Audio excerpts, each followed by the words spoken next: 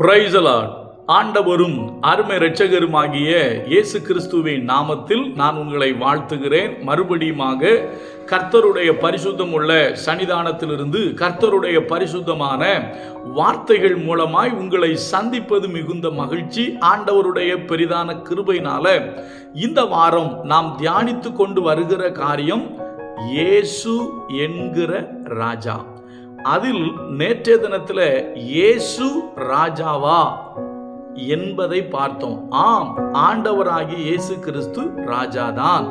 ஏனென்று சொன்னால் இயேசு கிறிஸ்து பிறந்த பொழுதே சாஸ்திரிகள் அவரை தேடி வரும் பொழுது கேட்ட கேள்வி, யூதருக்கு ராஜாவாக பிறந்திருக்கிறவர் எங்கே? அதே போல மரியாளிடத்திலும் சொல்லப்பட்டது, அவருடைய ராஜ்யத்துக்கு முடிவு இராது. அது மாத்திரமல்ல, இயேசு கிறிஸ்து கல்வாரி சிலுவையில் அவர் அடிக்கப்பட்டவராக அவர் தொங்கும் பொழுது அவருடைய சிலுவையில் ஒரு மேல் விலாசத்தை பிலாத்து எழுதினார். அதில் சொல்லப்பட்ட வார்த்தை, நசரேயனாகிய இயேசு யூதருடைய ராஜா. அது மாத்திரமல்ல, இயேசுவே சொல்லுவாரு, ஆம் நான் ராஜா தான் சொல்லுவாரு. நான் அதை நாளைக்கு சொல்றேன். அவர் சொல்ற வார்த்தைய இப்போ இயேசு ராஜா. இயேசு எப்படிப்பட்டவர்? இயேசு என்கிற ராஜா எந்த ஊருக்கு ராஜா? இயேசு என்கிற ராஜா யாருக்கு ராஜா?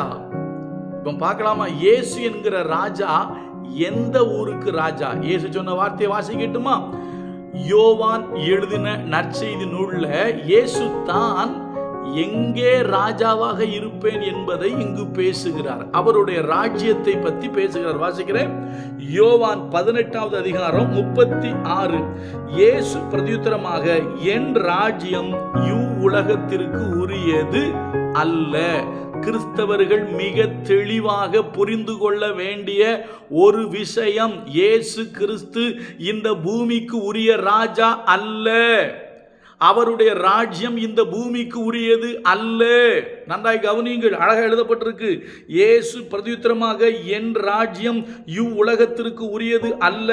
என் ராஜ்யம் இவ் உலகத்திற்கு உரியது. ஆனால் நான் யூதரிடத்தில் ஒப்புக்கொடாதபடிக்கு என் ஊழியக்காரர் போராடி இருப்பார்களே.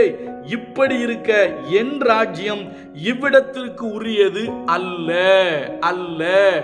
மிக திட்டமாக மிக தெளிவாக ஆண்டவராகிய இயேசு கிறிஸ்து சொல்லுகிறார், என்னுடைய ராஜ்யம் இவ்வுலகத்திற்கு உரியது அல்ல. நன்றாய் கவனிங்கள். அது ஒரு வார்த்தை வருது. அதைத்தான் கிறிஸ்தவராகிய நீங்களும் நானும் ரொம்ப முக்கியமாக கவனிக்கணும். என்னுடைய ராஜ்யம் இவ்விடத்திற்கு உரியதாக இருந்தால் நான் யூதரிடத்தில் ஒப்புக்கொடாதபடிக்கு என்னுடைய ஊழியக்காரர் போராடி இருப்பார்களே. அப்ப என்ன? இந்த உலகத்துக்காக போராடுகிறவர்கள் உண்மையான கிறிஸ்தவர்களா இருக்க வாய்ப்பில்லை. நல்லா புரிந்து கொள்ளுங்க. ஆண்டவருடைய ஊழியக்காரர்கள் இந்த உலகத்திற்காக போராட மாட்டார்கள். ஆண்டவருடைய ஊழியக்காரர்கள் எதற்காக போராடுவார்கள்? நித்திய ஜீவனுக்காக. இயேசு ரொம்ப தெளிவா சொல்றாரு, என்னுடைய ராஜ்யம் இவ் உலகத்திற்கு உரியது அல்ல. ஐயா, இயேசு கிறிஸ்து ராஜாவா? ஆம், இயேசு கிறிஸ்து ராஜா தான். ஆனால் அவர் எந்த நாட்டுக்கு ராஜா என்றால், அவர் இந்த நாட்டுக்கு ராஜா அல்ல. இப்படி சொல்றேன், இந்த பூமிக்குரிய ராஜா அல்ல. அவர் பரலோகத்தின் ராஜா. அவருடைய ராஜ்யம் பரலோக ராஜ்யம். நன்றாய் புரிந்து கொள்ளுங்கள். இயேசு கிறிஸ்துவின் இரண்டு, அதாவது இயேசு கிறிஸ்துவின் வலது பக்கமும் இடது பக்கமாக கள்ளர்கள் அறையப்பட்டிருந்தார்களே. ஒரு கள்ளன் கேட்பான் அல்லவா, ஆண்டவரே உம்முடைய ராஜ்யத்தில் வரும்போது அடியனை நினைத்தருளும். ஐயா, வேதம் சொல்லுகிறது, தேவன் தம்முடைய ஒரே பேரான குமாரனை விசுவாசிக்கிறவன் எவனோ அவன் கெட்டு போகாமல் நித்திய ஜீவனை அடையும்படிக்கு அவரை தந்தருளி இவ்வளவாய் உலகத்தில் அன்பு கூர்ந்தார். அப்போஸ்தலனாகிய பவுல் தீத்துவுக்கு எழுதுகிறார், ஆதி காலங்கள் முதல் பொய்யுரையாத தேவன் நித்திய ஜீவனை குறித்து வாக்குத்தத்தம் பண்ணி, அருமையான தேவ பிள்ளைகளே, தேவனுடைய ராஜ்யம் என்பது, அதாவது தேவன் ராஜாவா? ஆம். இயேசு கிறிஸ்து ராஜாவா? ஆம். அவர் இந்த பூமிக்குரிய ராஜா அல்ல, அவர் நித்தியத்திற்கு ராஜா. அவருடைய ராஜ்யம் உலகத்திற்கு உரியது அல்ல.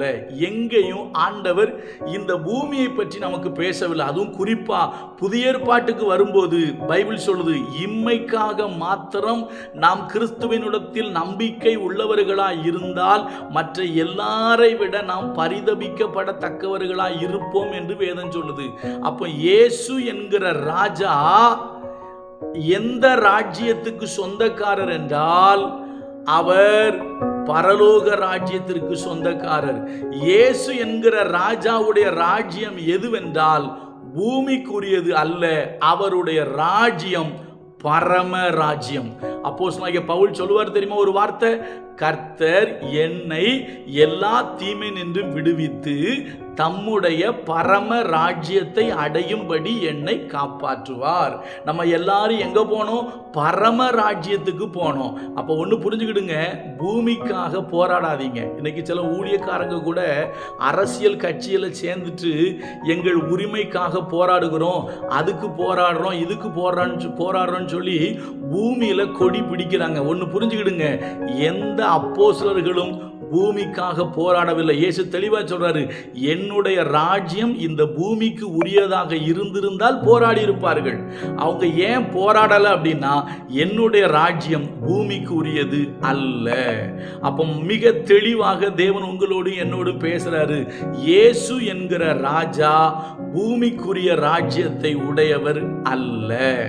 இயேசு என்கிற ராஜா பரம ராஜ்யத்தை உடையவர், நம்மை பரம ராஜ்யத்தில் சேர்க்கிறவர். இயேசு கிறிஸ்து நம்மை பரம ராஜ்யத்தில் சேர்க்கவே இந்த பூமியில் ராஜாவாக பிறந்தார். நாளைக்கு இயேசு என்கிற ராஜா இன்னொன்னு அவர் தன்னை பற்றி சொல்வாரு, நான் ராஜா தான் அப்படின்னு சொல்லிட்டு இன்னொரு விளக்கம் கொடுப்பாரு. அதை நாளைக்கு பார்ப்போம். கர்த்தர் நல்லவர், அவர் கிருபை நம்மேல் என்றும் உள்ளது. God bless you.